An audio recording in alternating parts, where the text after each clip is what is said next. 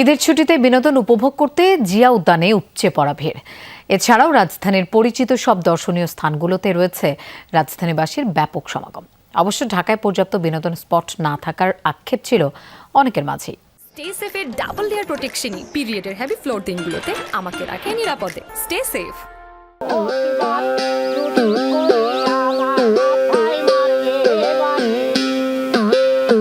লেকপাড়ে এমন উদাস সুরে গাইছেন বাউল জুলহাস, দিচ্ছেন ঘুরতে আসা মানুষকে ঈদের বাড়তি আনন্দ।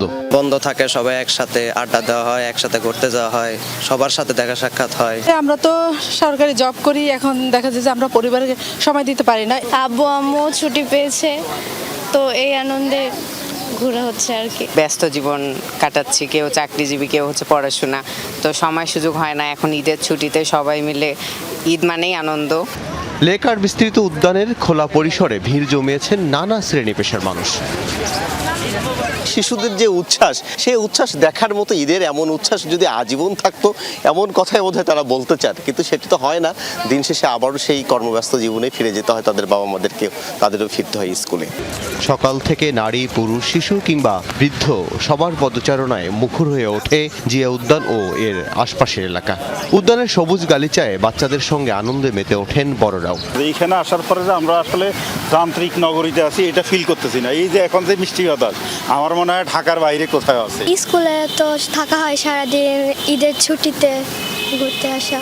আমরা বিজি থাকি, কর্মস্থলে থাকি, আমাদেরও ছুটি হয় না। আমরা একটু সময় পেলে আসি, ঘোরার জন্য চেষ্টা করি।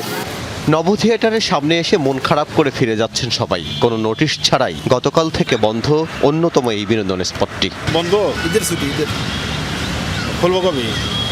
আগামীকাল 10:30 থেকে। তবে সেই আক্ষেপ থাকছে না কয়েক কদম এগিয়ে সামরিক জাদুঘরের দেখা পেয়ে।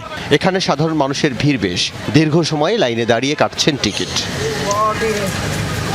এদিকে রাজধানীর অন্যান্য ছোট ছোট পার্কেও প্রিয়জনের সাথে ঘুরে বেরিয়েছেন নগরবাসী। আল আমিন হক অহন, যমুনা নিউজ, ঢাকা।